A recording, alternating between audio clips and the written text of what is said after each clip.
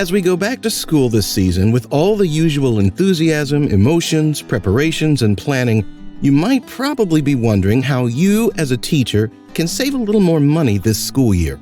So stay tuned for some of our top hacks on how to save a little extra money. Engage parents. Before you dip your hands into your wallets this school season, consider asking the parents of your students to make personal contributions to the classroom budget.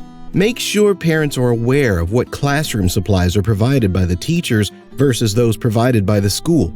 Due to their lack of information, parents may believe that you are asking for assistance in locating extras for your classroom when you are only looking for the bare necessities. As long as you explain kindly that all you want is what is best for all of your students, many parents will be more than eager to assist once they are aware of the situation. Use teacher discounts. A majority of retailers, including bookstores and craft stores, offer discounts to teachers.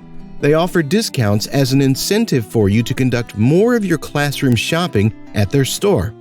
The discounts come in two types. The first is a general discount on any materials purchased for use in the classroom, while the second is a bigger discount as a general appreciation and thank you for being a teacher.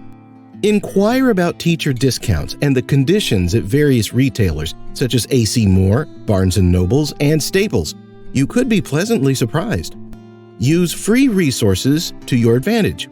In trying to adopt a one-to-one technology strategy, you might be tempted to pay for some online applications for your students. However, a more cost-effective approach is to subscribe to the use of alternative, feature-rich premium versions of these resources. You probably want to do the same with traditional resources. You can get access to quite a lot of literary publications from public libraries, teacher member book clubs, or exchanges with colleagues, as opposed to having to always buy them. Design your own planner. Teachers often think that purchasing a back-to-school planner or lesson plan book will help them be more organized and timely. However, this is often not the case. Make your own planner using a free template from Google or another teacher, and save the money you would have spent on that brand new sparkly planner. It will be much more beneficial than anything you would have bought from a store, since you can personalize it to be exactly what you need for your classroom, and you can update it right away. Purchase items a year in advance. You could get some excellent bargains if you shop the end-of-season sales. The only issue is that you have to keep the items for a year. Well, you could simply store them away in your classroom's closet and make a note of them in your calendar. That way, when the season comes around the following year, you'll remember you have them. Use the school's resources rather than your own money. Make sure you utilize the resources provided by your school. A lot of teachers are often tempted to get their own printers, laminators, and die-cutting machines. Use the free printing and laminating provided by your school instead. Apart from the initial cost, to keep such machines working at home, you need to keep buying paper and other maintenance costs. Shop smart.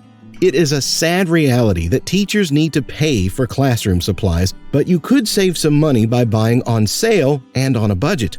You could purchase a bulk of supplies you frequently use, like pencils, pens, and markers from Amazon. Additionally, you can get some classroom materials for just $1 at places like the Dollar Tree or Target Dollar Spot.